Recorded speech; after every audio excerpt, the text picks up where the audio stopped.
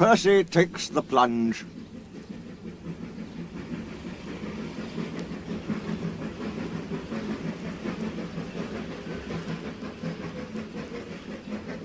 Sometimes Percy takes stone trucks to the other end of the line. There he meets engines from the other railway. One day, Henry wanted to rest in the shed, but Percy was talking to some tank engines. It was raining hard. Water swirled under my boiler. I couldn't see where I was going, but I struggled on. Ooh, Percy, you are brave. Well, said Percy modestly, it wasn't anything really. Water's nothing to an engine with determination. Tell us more, Percy, said the engines. What are you engines doing here? Hissed Henry. This shed is for the Fat Controller's engines. Go away. Silly things, Henry snorted. They're not silly. Percy had been enjoying himself. He was cross because Henry had sent them away. They are silly, and so are you. Water's nothing to an engine with determination. Pah!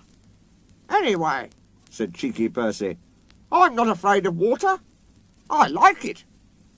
He ran away singing, Once an engine attached to a train was afraid of a few drops of rain. Percy arrived home feeling pleased with himself. Silly old Henry, he chuckled. Thomas was looking at a board on the quay. It said, Danger. We mustn't go past it, he said. That's orders. Why? Danger means falling down something, said Thomas. I went past danger once and fell down a mine. Percy looked beyond the board. I can't see a mine, he said. He didn't know that the foundations of the quay had sunk and that the rails now sloped downward to the sea. Stupid board, said Percy. For days and days he tried to sidle past it, but his driver stopped him every time. No, you don't, he would say. Then Percy made a plan. One day at the top station, he whispered to the trucks, Will you give me a bump when we get to the quay? The trucks were surprised. They had never been asked to bump an engine before. They giggled and chattered about it the whole way down. Whoa, Percy, whoa, said his driver, and Percy checked obediently at the distant signal. Driver doesn't know my plan, he chuckled.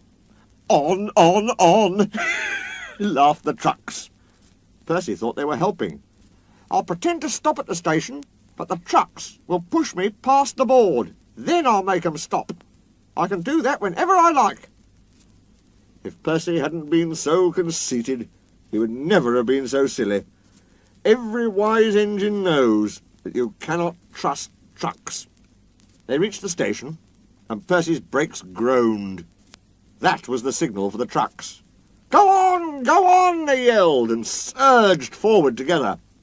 They gave Percy a fearful bump, and knocked his driver and fireman off the footplate. Ow, said Percy, sliding past the board. The day was misty, the rails were slippery, his wheels wouldn't grip. Percy was frantic. That's enough, he hissed. But it was too late.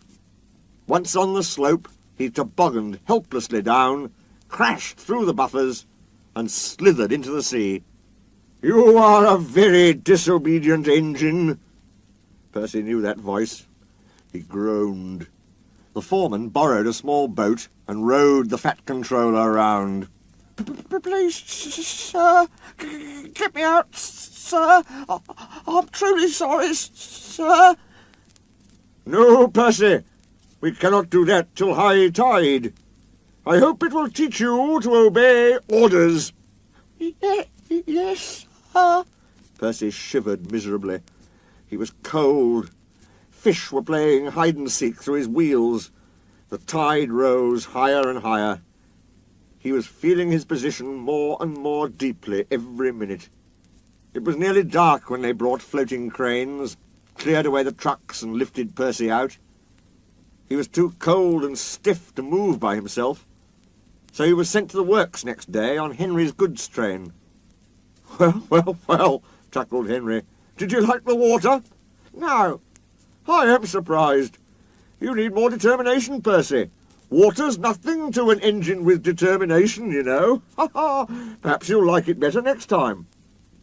But Percy is quite determined that there won't be a next time.